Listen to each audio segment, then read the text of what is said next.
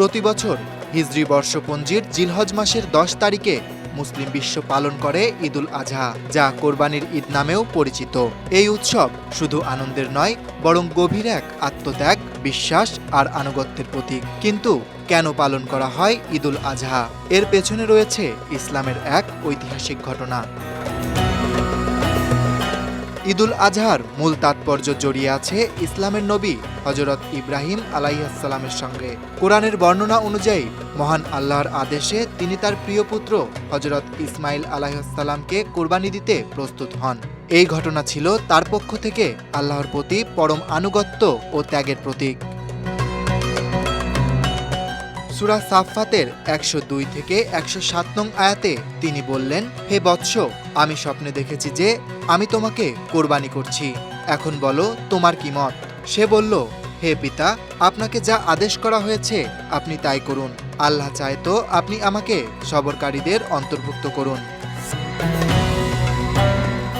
এই আত্মত্যাগের প্রতিদান হিসেবে আল্লাহ ইব্রাহিম আলাইহিসসালামকে একটি পশু কোরবানি করার নির্দেশ দেন, যা থেকেই শুরু হয় ঈদুল আজহার ঐতিহ্য।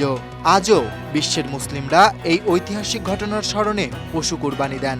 গরু, ছাগল, ভেড়া কিংবা উট কোরবানি করে তারা তা 3 ভাগে ভাগ করেন।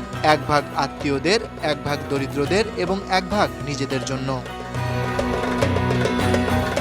এই উৎসব শুধুমাত্র মাংস বন্টনের নয়, বরং এর মাধ্যমে মুসলিমরা আল্লাহর প্রতি তাদের আনুগত্য, ত্যাগের মানসিকতা এবং সমাজের সহমর্মিতার বোধকে চর্চা করেন। ঈদুল আজহা মুসলমানদের বার্ষিক পবিত্র হজের শেষ দিনগুলোর সঙ্গেও সম্পর্কিত। মক্কায় হাজিরা যারা হজ পালন করেন তারাও মিনায় পশু কুরবানি দেন এই দিনে, যা ইয়াউমুন নাহার বা কোরবানির দিন নামে পরিচিত। ঈদুল আজহা হিজরি ক্যালেন্ডারের 10 জিলহজ তারিখে পালিত হয়, যা সৌর ক্যালেন্ডার অনুযায়ী প্রতি বছর পরিবর্তিত হয়।